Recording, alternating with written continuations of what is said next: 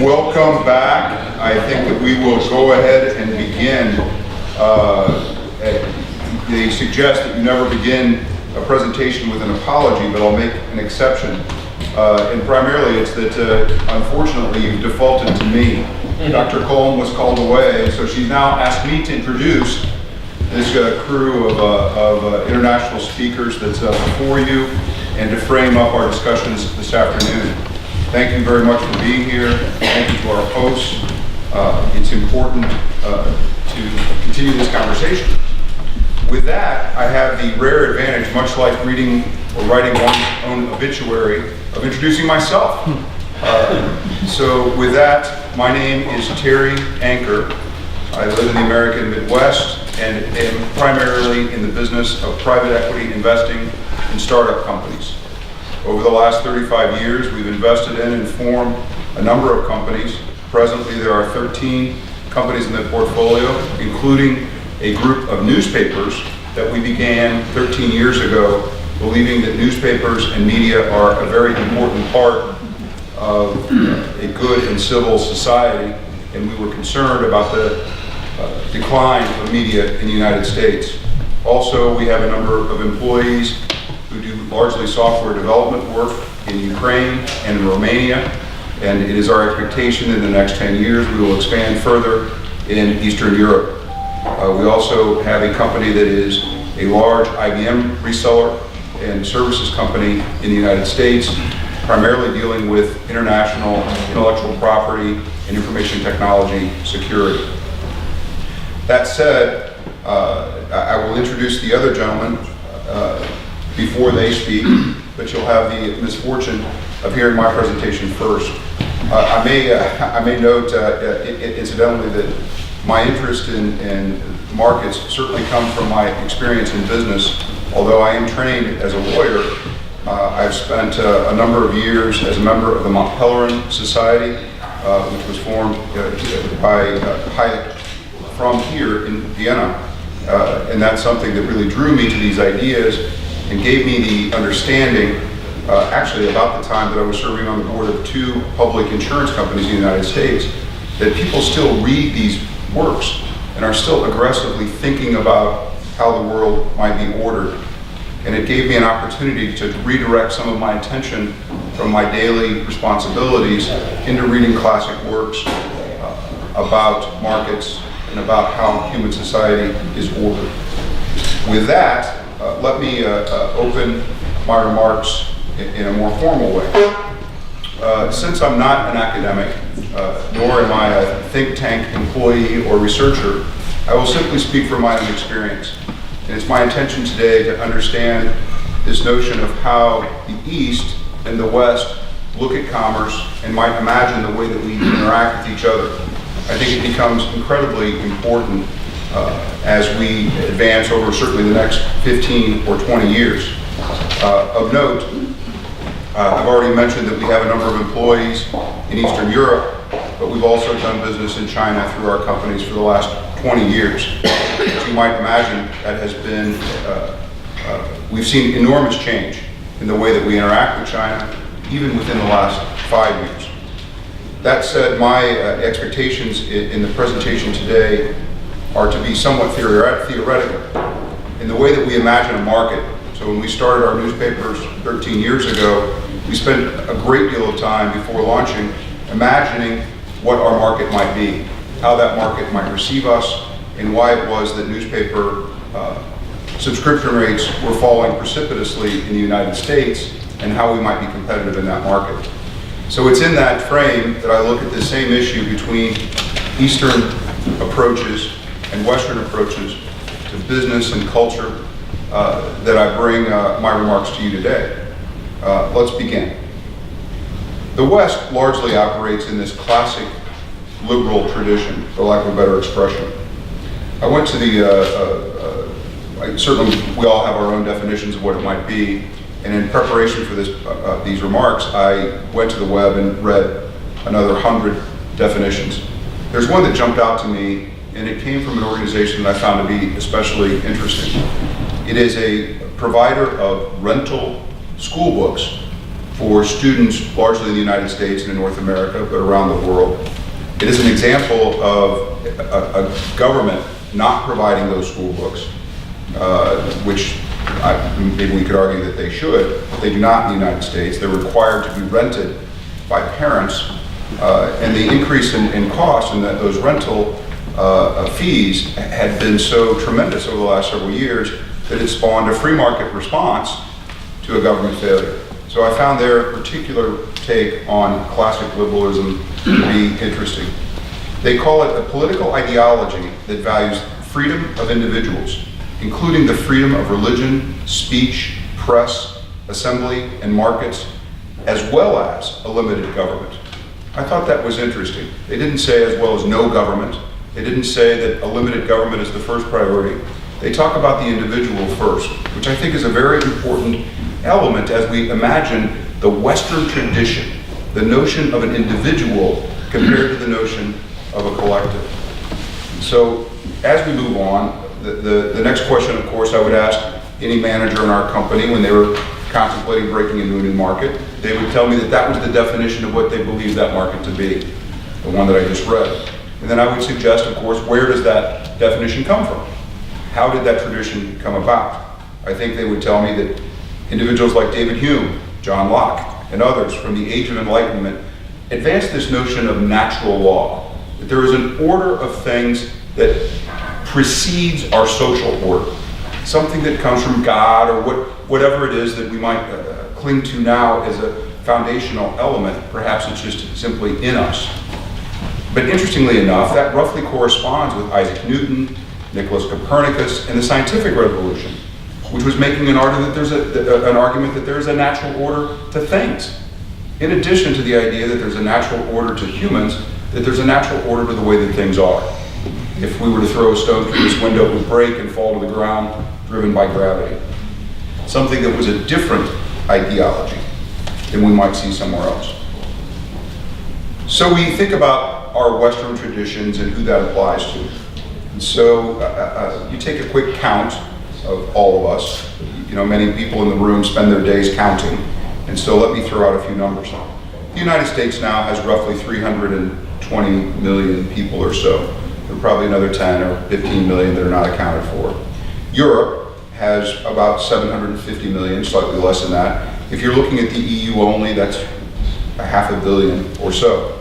So let's imagine a billion people that subscribe to these notions that we're discussing of a Western tradition. Now let's think about other places in the world. In China, it's about 1.4 billion today, although their population seems to be stabilizing, if not looking at some decreases. India, also in Asia, is about 1.3 billion today, rapidly growing. It's my expectation, or certainly anyone who's an actuary could predict that by the end of the decade, that India will be larger than China. And they have enormous difficulties with counting their population. And then let's not forget Africa, also at 1.3 billion people. So you look at those three individual nation states compared to the dozens that I was referring to before, and each of them individually exceeds our gross population or labor pool. But when you add them together, it's many times what our capacity might be. Then you compare that to this notion of Asia, which I've already talked about, and we talk that we're so different, all of us, one from the other. Certainly you would be better served because Barbara's English is better than mine, but I'm doing my best with my American English to communicate with all of you. We roughly operate in a very narrow band. The Western tradition keeps us, much like human beings, our temperature range is from about 105 degrees to maybe 30. That's the narrowest range in which we can live. I'm talking about degrees Fahrenheit, of course. Some of you can calculate that in Celsius. We tried to get that done, but Americans couldn't do it for some reason. I apologize. That said, it's a very narrow band. And so that's how I imagine it. Everyone in this room could go without water for a number of days or hours. Everyone in this room could go for a number of days or maybe even a week without food. Me, probably more than many of you. But that said, we would eventually all become human again. And that's the way that I look at our Western tradition. So there are a handful of us. Asia, on the other hand, is not a single thing. The Eastern tradition is something much broader than the way that we imagine the West. And they look at themselves that way. There's not a single Asian. In fact, society is more aligned around nationality than around these sort of ideological traditions. For example, India has 56 national languages. China, as you know, whether we talk about the Han Dynasty or anything, it's very difficult, and I've spoken to many and done research in preparation for this, to find a definition of what it means to be Eastern. So there's an enormous challenge with cohesion. This is a group of people that are not cohesive around ideas. I think Professor Vader was talking earlier today about this notion of ideological cohesion. And imagine that we're dealing with a market that hasn't got that sort of ideological cohesion that we imagine might be everywhere. China specifically has a very long and complicated history. They had this sort of dominant approach to the law that was rooted in Confucianism, and now they've got something that looks more like a legal or codified set of laws that was based almost directly on the Soviet Republic model. It's a very difficult place to understand exactly how to do business. I don't know that I have answers, nor would I posit or direct anything. I would simply say that there are a number of questions. Does the Constitution rule? Is the Constitution directed and controlled by the party? If so, who controls the party? How is that managed? It's much more difficult than doing business in Vienna. Even though, again, we imagine our systems to be very complicated and difficult to measure, as someone who does business internationally, or many of us do in this room, it's much, much more complicated. Then you go to India, for example, and they have a colonial history of late, which created some cohesion, perhaps. But then you follow that with Nehru, who was most assuredly a Marxist socialist, perhaps. Following that by Shenoy, who was an Austrian. Shenoy was a brilliant economist living in India at the time, and I think that he's undervalued in his contribution to opening India, helping them understand that there's another way to organize themselves socially. And then finally, I think that's led to this technology connection, which brings India very, very close to the West, and much more likely, I think, to align. We're doing some business in Bangalore now.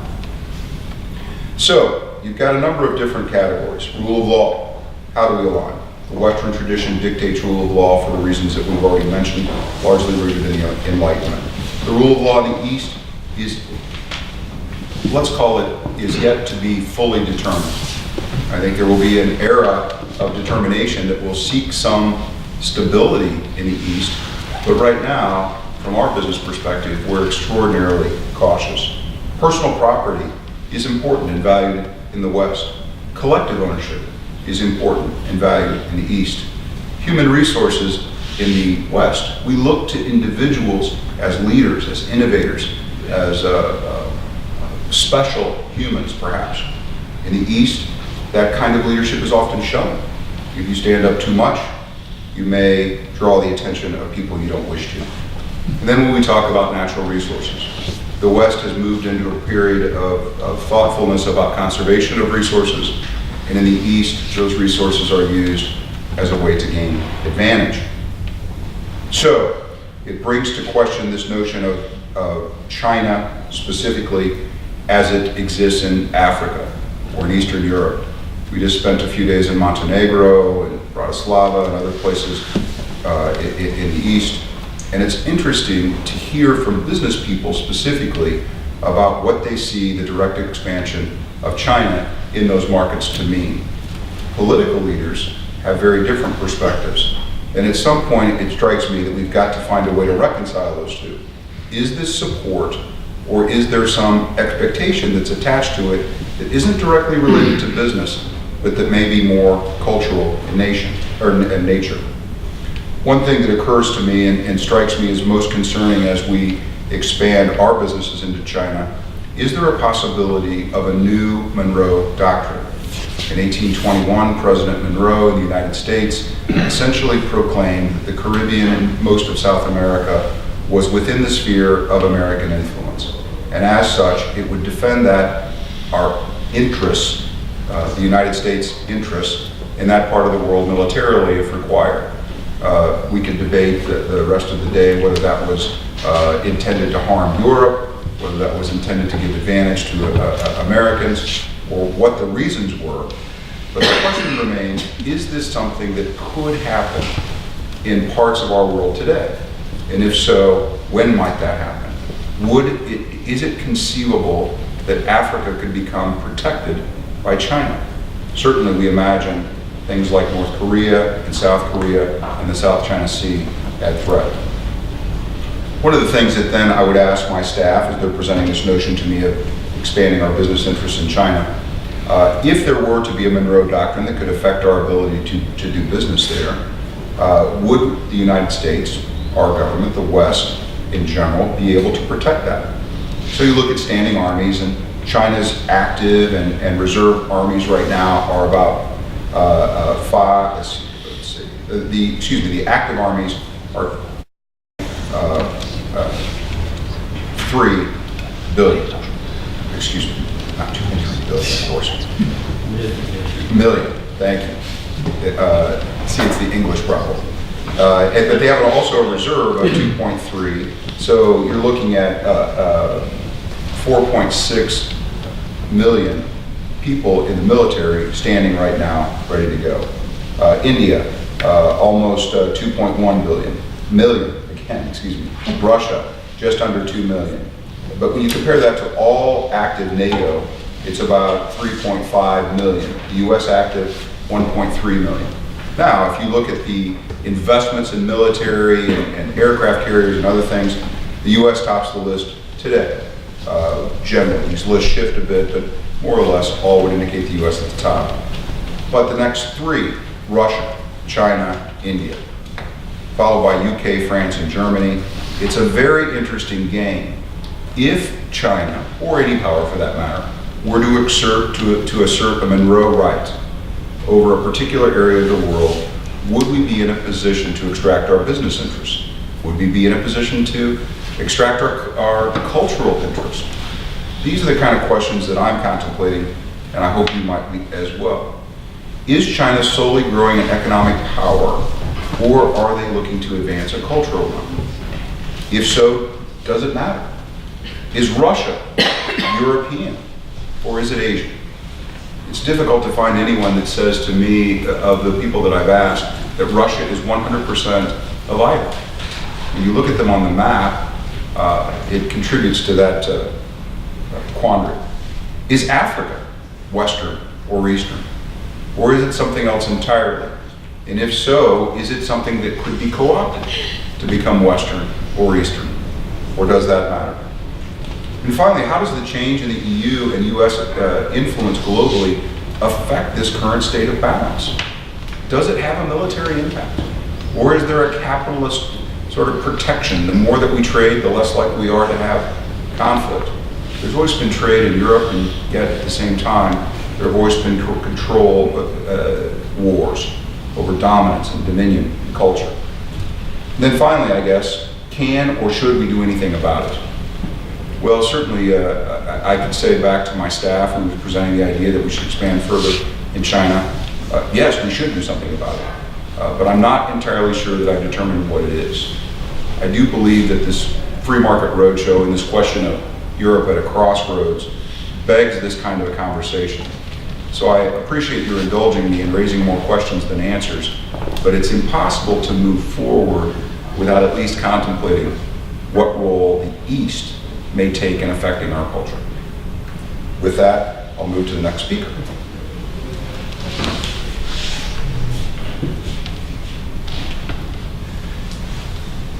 Which is John Fung.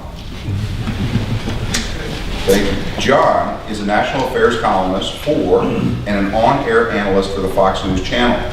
He has lived in and reported from Europe and is currently working on a book entitled The Non-Euro Nations: How Some Countries Dodged a Bullet. He previously served as a columnist and editorial board member for the Wall Street Journal. He is the author of several books, including Stealing Elections: How Voter Fraud Threatens Our Democracy, and The Dangers of Regulation Through Litigation. He worked as a research analyst for the California legislature in Sacramento before beginning his journalism career as a reporter for the syndicated columnist Roland Evans and Robert Novak. Roll Call, the newspaper of Capitol Hill, called him the Tom Paine of the modern constitutional reform movement. I like that. He has won awards from the Institute for Justice, the School Choice Alliance, and the Warren Brooks Award for Journalistic Excellence from the American Legislative Exchange Council. Well, thank you, Terry. The biography leaves out my primary journalistic venture, which is I'm a columnist and editor of the National Review magazine, which was founded by William F. Buckley.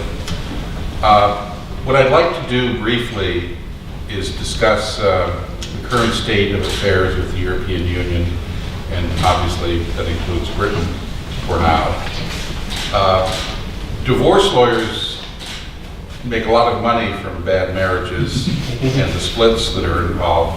I think there's going to be a new subset of divorce law regarding nations if we keep going. Imagine if you were a divorce lawyer for Brexit. You might have permanent full-time employment at least next few years.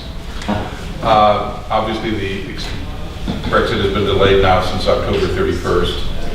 Halloween in the United States, the witching hour. You can only imagine what will happen then.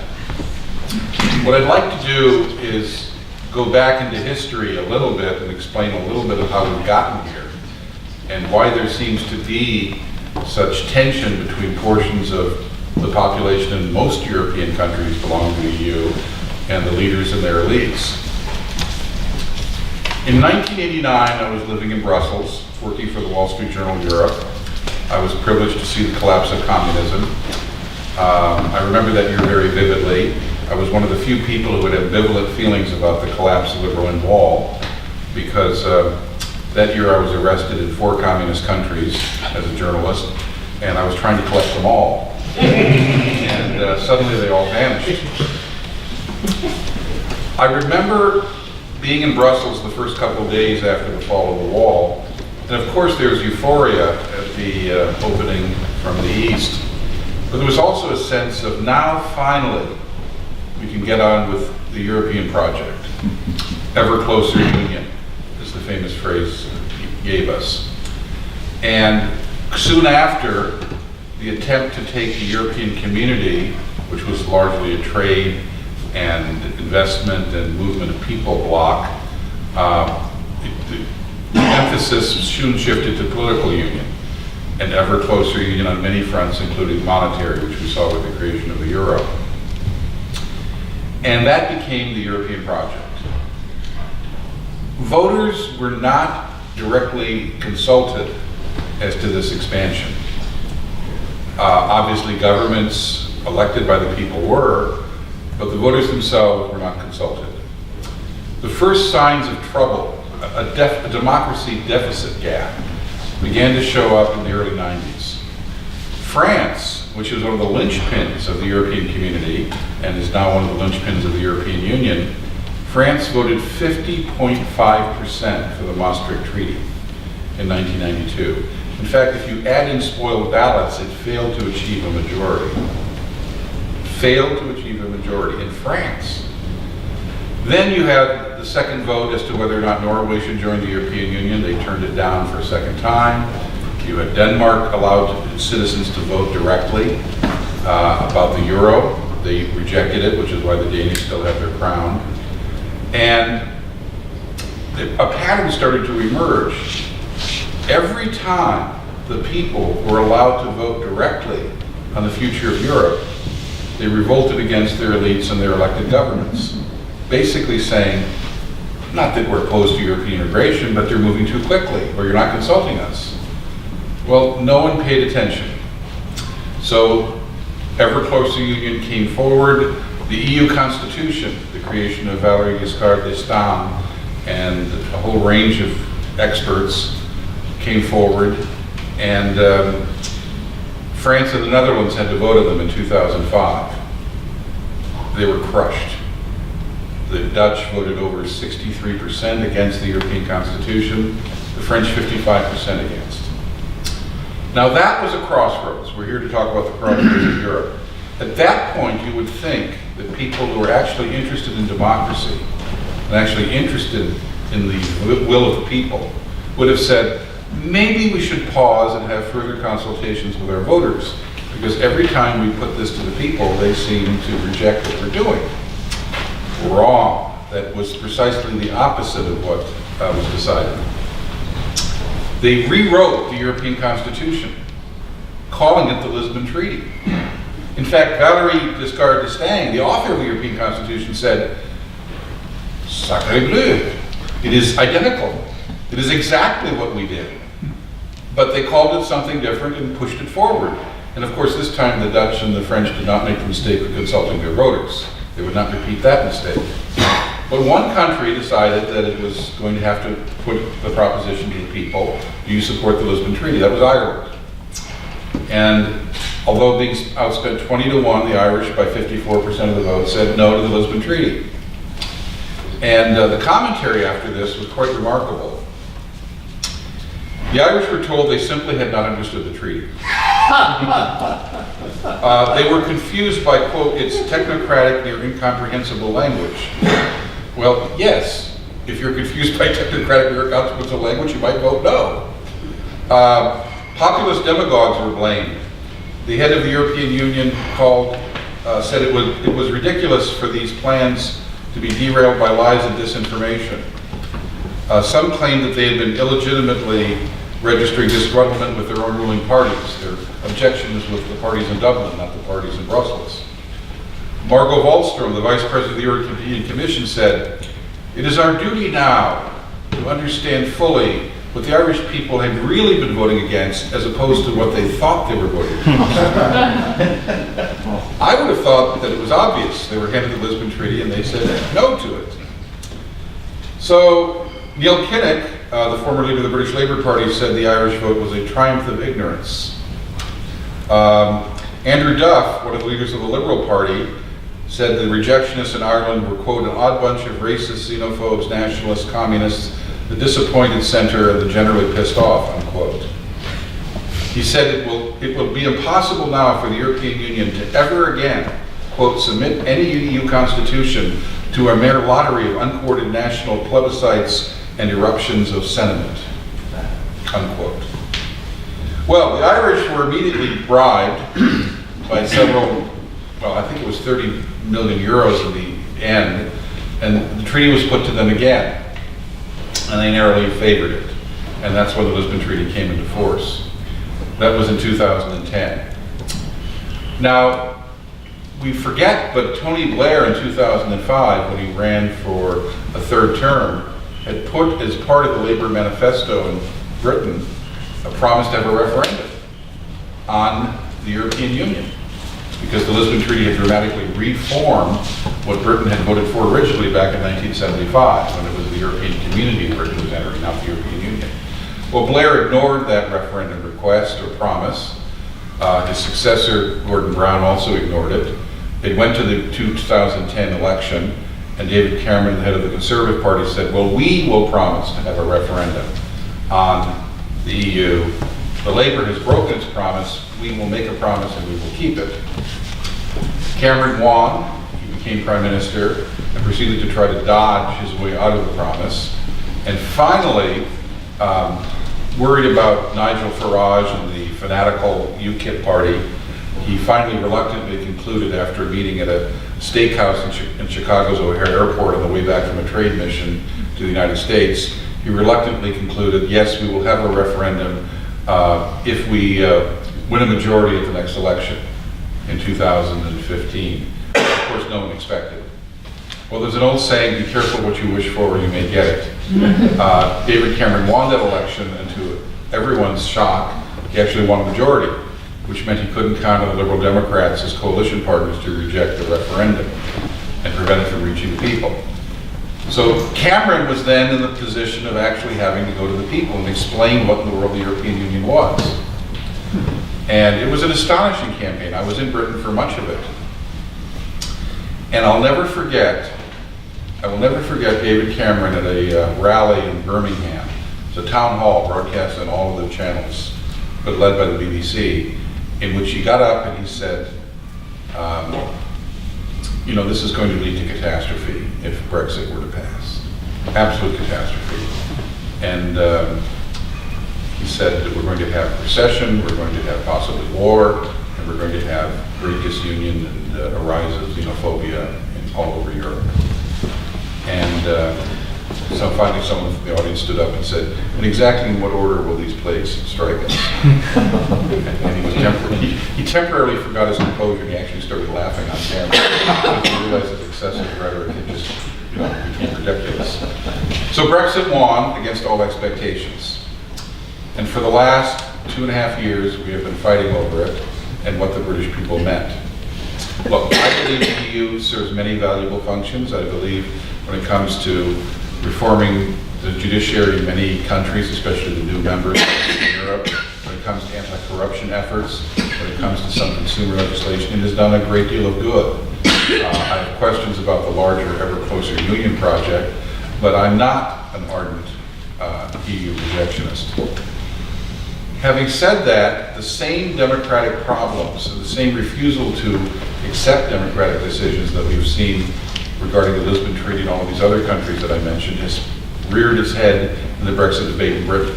The Speaker of the House of Commons, John Bercow, who's an ardent EU advocate, has literally reinvented the job of Speaker of the British House of Commons, who's normally a moderator, someone who impartially handles the parliamentary and Robert's Rules of Order to have achieved comity in the House. He at one point said, when there was a pro-EU amendment before the Commons, he said, "No, we have to accept this amendment, even though it has been voted on before.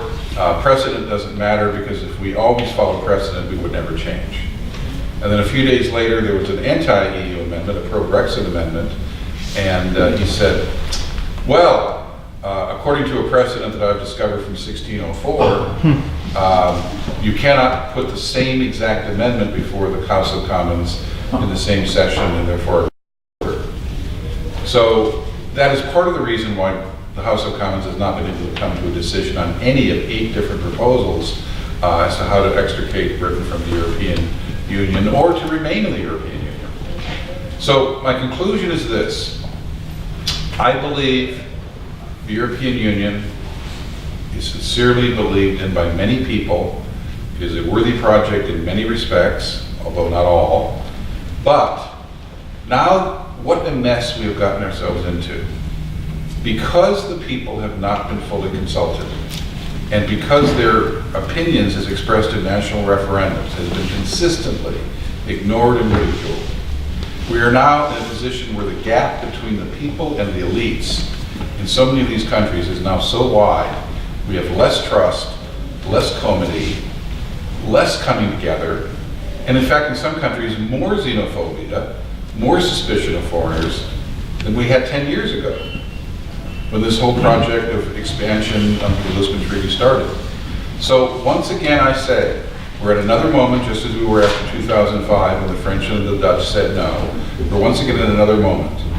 Is the rush to ever closer union going to once again trample the democratic decision-making process in country after country, increase national resentment and jealousy? By the way, the Italians 15 years ago were some of the most pro-EU people in Europe. Today, they can't wait to get out. Look at the polls, and I can give you other countries that have turned in that way. Clearly, the desire or the insistence of elites to not consult the people on something as fundamental as reordering the continent into an all-powerful European state has not worked. At least it's not worked according to their promises that it would work. So I think it's time to once again step back and say, if you really are a friend of the European Union, if you really believe in the European Union, maybe it's time to actually consult with the people that you purport to govern and promise to rule. Thank you, John.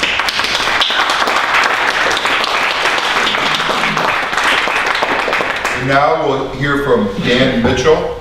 He is the chairman of the Center for Freedom and Prosperity, a pro-market public policy organization he founded in the year 2000. His major research interests include tax reform, international tax competition, the economic burden of government spending, and other fiscal policy issues.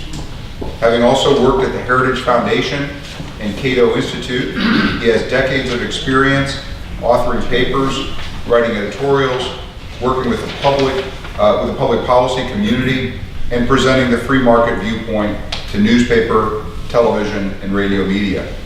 Dan has spoken to a wide variety of groups in dozens of cities and more than 50 foreign countries. I guess foreign depends on where you're sitting, right? He also serves on the editorial board of the Cayman Financial Review and holds a PhD in economics from the prestigious George Mason University. Well, thank you, Terry. I'm between a journalist and a lawyer, so I figure that must be something good. I'm going to talk about the economics of Europe, and I'm going to start with the good news. If you look at economic freedom rankings from the Fraser Institute, the Heritage Foundation, the World Economic Forum, Europe dominates the top of these rankings. Yes, of course, Hong Kong and Singapore are usually 1 and 2, but if you look at, say, the top 25% of economic freedom rankings, you will find many European Union countries, and of course a few non-EU countries like Switzerland that are part of Europe as well.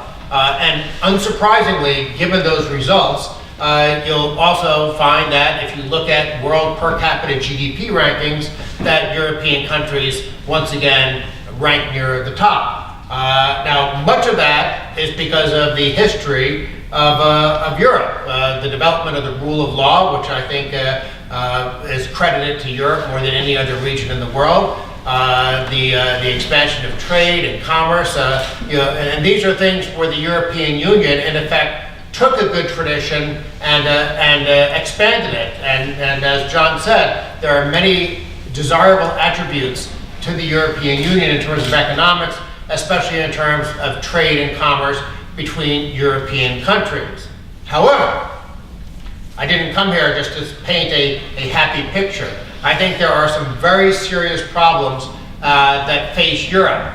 And by the way, almost all these problems stem from national government decisions. I will point out some qualms I have about European policy making out of Brussels, but what I want to focus on at the beginning is what's happening with fiscal policy, and in fiscal policy it really is a national government problem. And I'll start with a couple of statistics.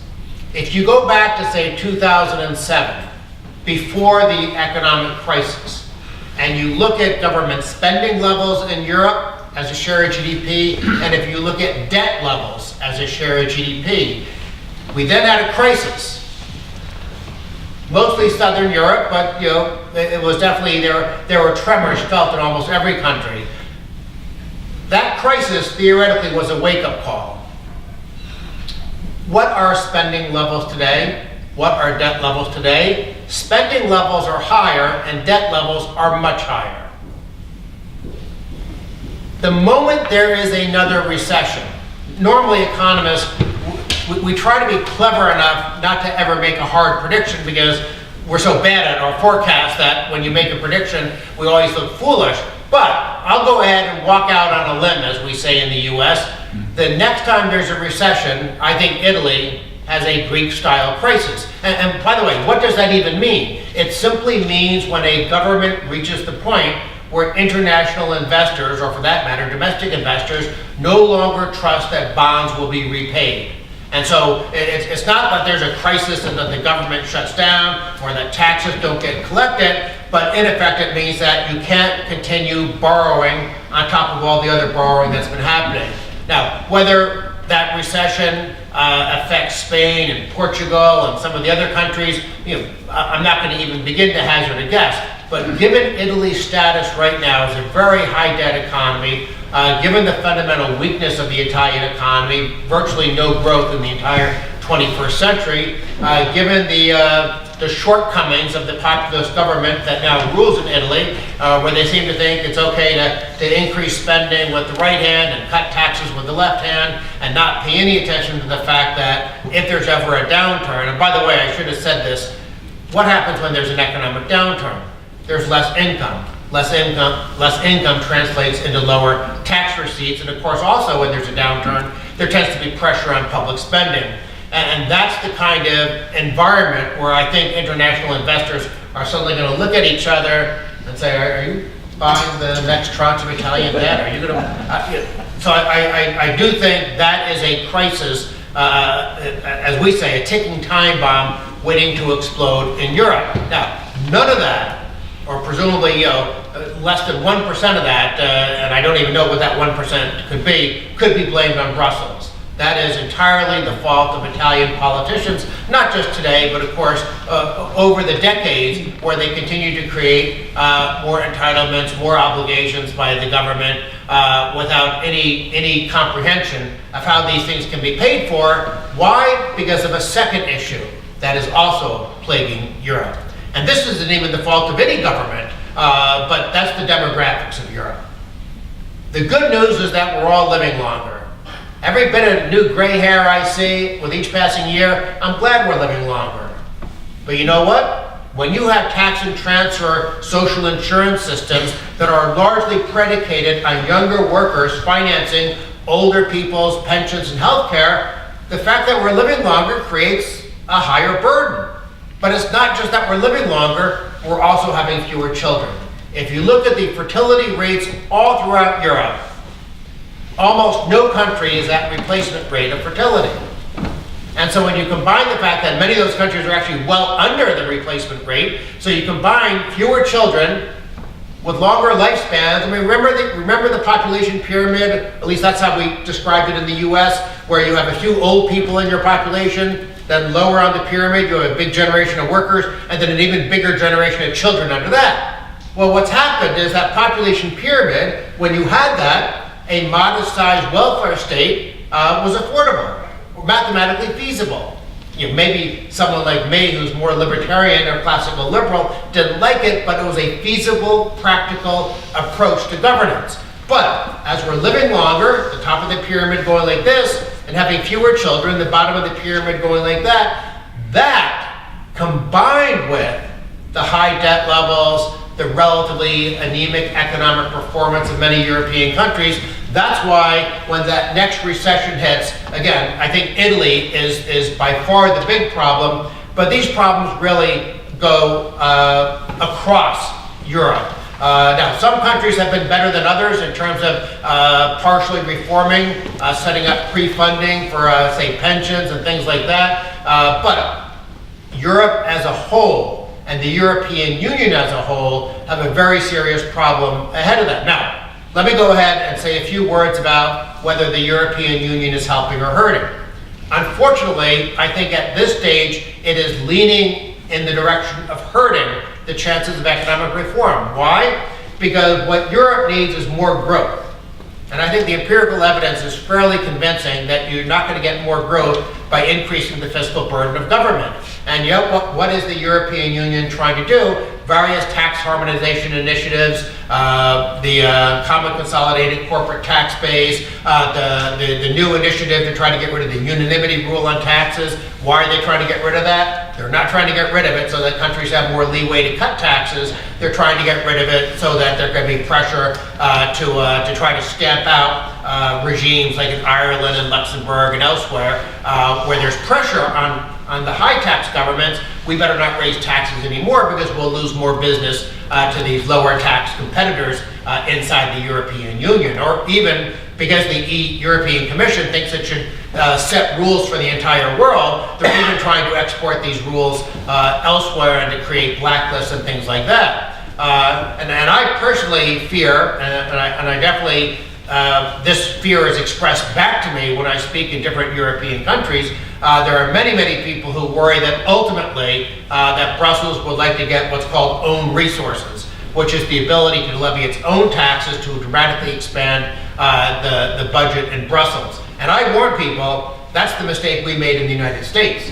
For a long time in the United States, we had a very decentralized system where the central government in Washington basically just did national defense. And we had no income tax or anything like that, so there was a natural constraint on the size of Washington.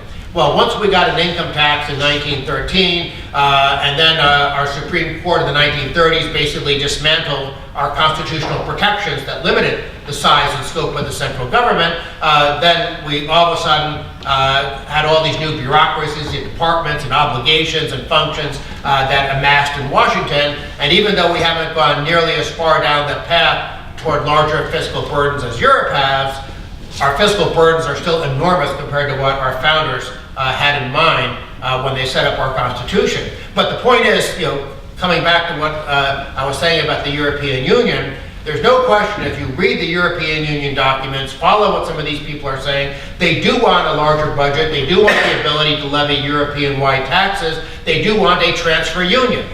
And by the way, when I say transfer union, one thing I should have said when talking about Italy is, what does happen when Italy blows up? Now, it was one thing to bail out Greece.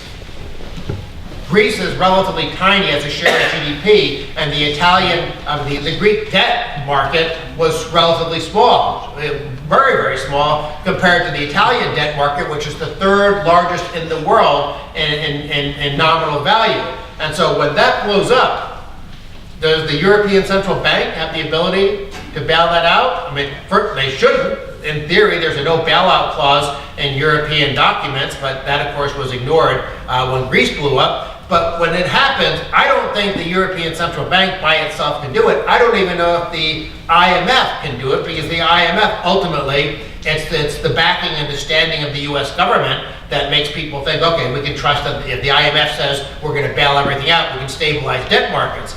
Well, if Trump is president when this happens, is Trump going to say, sure, let's bail out Italy? I don't think so.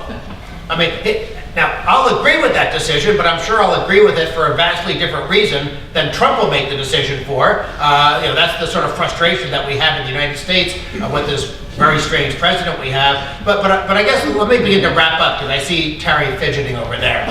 Only because you're talking about Trump.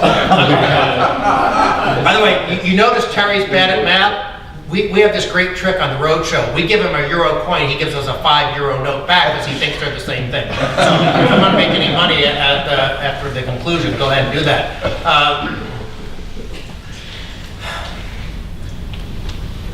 The European Union, and I'll close on this note. As an outsider, I see the Europe of Rome, of the Treaty of Rome, as a great thing. I see the Europe of Lisbon, to borrow from the way John was describing it in his political analysis, I see that as a more worrisome thing.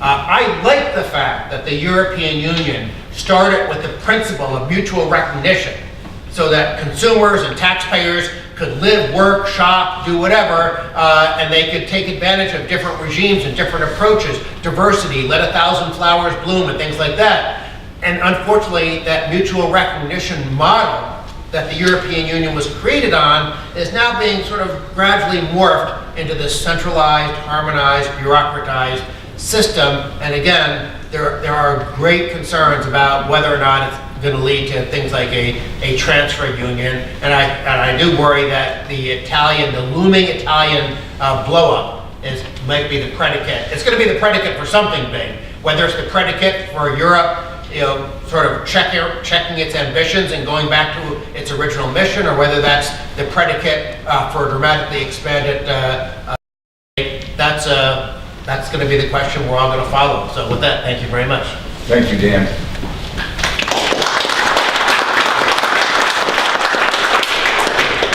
And now the only one of us who does speak proper English, Richard Tetherer. He's a leading British academic specializing in offshore tax jurisdictions.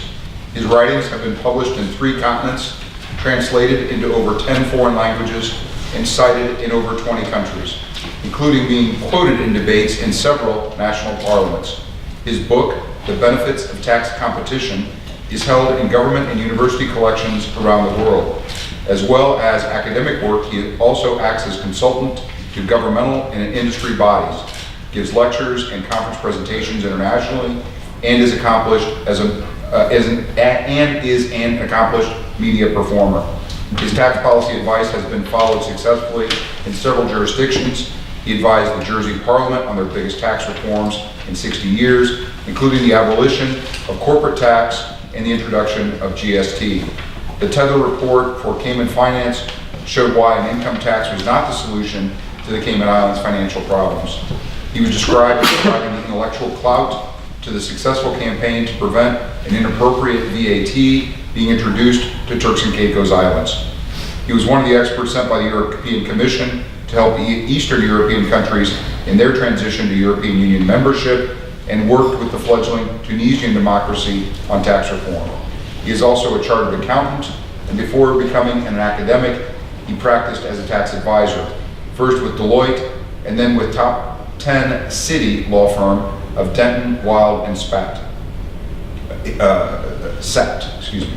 Industry insiders voted him as one of the world's most influential people in global finance. In the Finance Center's International 500 survey, his work on UK tax reforms hit the headlines when the UK government tried to suppress its civil servants' favorable comments upon it. The editor of The Business wrote, "Rarely has a think tank publication been this influential so quickly." He is a senior lecturer in tax law at Bournemouth University, a fellow of the Adam Smith Institute, a member of the editorial board of the Journal of Economic Affairs, and an external examiner to the University of Gibraltar. Richard. And you want to wrap up at past? No, we don't have closing comments, so you can take your time. I was going to say, I think this might be the first paper where the introduction is actually longer than the speech. Thank you for that. Europe at a crossroads. Well, we were thinking that with me sat here talking as a British person, you might be able to say, what have you got to do with the EU anymore? But that's been postponed for 6 months, so I can still talk about it. Which way is Europe going to go? This is the big thing, and I think to start with where Dan finished, which I think is the really interesting thing about the EU, there's really two approaches. There's two philosophies to how we do a European Union. And really, we are standing at that point where we're having to decide which of these lines are we going to go down. The one line is the Europe of diversity, where we recognise each other's rules. We accept that all EU members are, grown-up countries. Okay, I'm saying this with my government's example, so perhaps that's not quite so good. But yeah, we are, we're developed, modern, liberal democracies, open economies, and so on. So one option, one route for Europe is to say we accept that everybody's doing things properly. We might be doing things differently, but we accept that everybody's decisions on these are valid. And therefore we have mutual recognition, the ability to move, the ability to set up businesses and to operate in different countries. That's one model. The alternative model is this very top-down regulatory system that says that if we're going to do business with each other, we have to do it all in the same way. If we're going to cooperate with each other, we have to do things exactly the same. And that, unfortunately, is what we're seeing more and more, is that coordination, that harmonisation, making Europe the same. Going back to Terry's point at the beginning, he talks about India and China. We think of them as being these giant monolithic societies, but actually they're full of variety, full of different cultures and so on in them. The danger in the EU is that we've gone from that, which was very successful model. There's a theory amongst economic historians that the reason why Europe prospered so well in the late medieval and early modern period is because of that variety, because European countries were doing different things in different ways, and we could see which ones worked and tried it. The danger is that within Europe, that's going to be reduced to what sort of cheese we make. We're losing a lot of that flexibility, a lot of that variety there. Now, my thing's tax, so I tend to talk about this in terms of tax harmonisation and the fact that we're seeing all these things. Dan talked about a few. Common consolidated corporate tax base. This is supposed to be coming in next year. All European countries, companies operating in them, will calculate their taxable profits in the same way. So how you deal with business investment, how you deal with things like business entertaining, is that a legitimate expense? How you deal with intellectual property for tax purposes, all these things will be centralised and set in Brussels. And there's all sorts of other things coming in as well, which we won't go into. But the point is, it's going down that model of making everything the same, losing that flexibility. And we're seeing the same thing in regulation, in consumer regulation, in banking regulation, in all sorts of areas. I think the one place that we don't see it so much where you'd have thought it would be really important is in things like criminal justice. Yes, we've got a bit, but it's mostly the European Convention on Human Rights that's driving change in criminal justice, not so much the EU. But we have, we have the European arrest warrant, where a citizen of one country can be sent to another EU country to stand trial, and we accept that, even though that country's criminal justice system may be very different. This is one of the things that was a big issue in the UK, because we have the common law system, a very different approach to justice, a very different way of doing justice to a lot of the European civil law jurisdictions. We have this very, what we call the adversarial method, where both parties stand up and their lawyers argue and the judge sits in the middle. The idea of the sort of French juge d'instruction, where the judge is much more involved in that process, is something quite foreign, but something quite unusual to the British. But we've accepted that. We've accepted that even though the trials and justice systems in different European countries may be different, we still accept that they're valid, and that we'll send somebody to stand trial in Austria or wherever and accept the result of that. But oddly, we don't do that with tax or with regulation. We don't say the UK has one tax system, France has another, that's fine, let's just leave it like that. We're increasingly seeing the EU say, actually it all has to be the same, it all has to be harmonised. We can't have Ireland going off and having a completely different tax system to everyone else. We don't want them to keep doing that. So we're seeing this greater regulation, and I think that's a great loss, and it's also a great risk, because we're losing that variety, and we're effectively losing the opportunity to test new systems and to see which systems work best.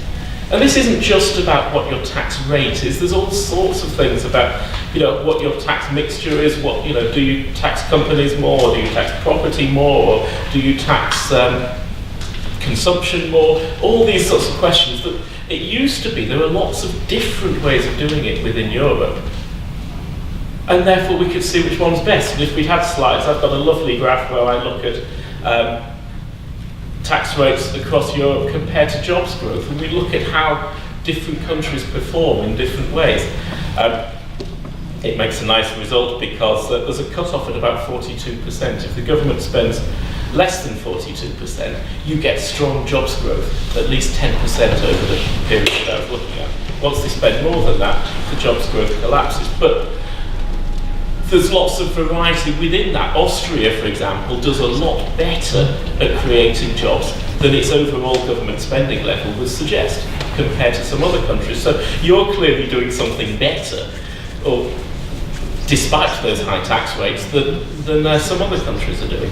But if we start harmonising, we lose that variety. We lose the ability to look at these different countries. As an academic, we lose the ability to do nice graphs and analysis as well. But more importantly, the policy that should be coming out of that, the evidential base is being lost. We're going into a single system across Europe, less opportunity for variety, and also slower to react.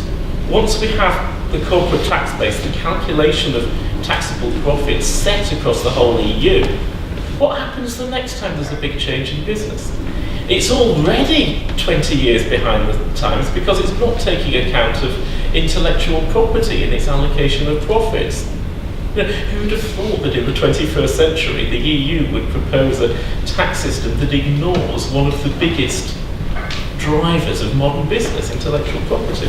But they're doing that. And as that grows greater, and as the next thing comes along, we don't know what the next thing's going to be. If we've got a single European tax system that needs majority support, at the moment unanimous, but even if they change it, qualified majority support across Europe to change that, it's going to take 10 years for them to actually turn that round and deal with these new emerging issues. So, yes, Europe at a crossroads. Do we go down this harmonisation route? Do we keep going down this increasing harmonisation route? Or do we accept diversity? Do we accept that different countries within Europe can have different ideas, can do things differently, and that, yes, they're different, but they're all actually legitimate attempts at coming up with this solution. And do we have to go for the more liberal Europe of mutual recognition rather than this dirigiste top-down imposition of harmonisation? Thank you, Richard.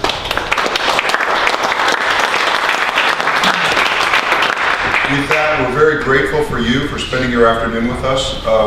While we are on our way to the train station now immediately, there are a number of younger people here who are with the Austrian Economic Center who would be delighted to take your names or connect if you have questions or if there are other things that we can do. We'd be happy to do that even from a train on our way to Budapest. With that, thank you very much.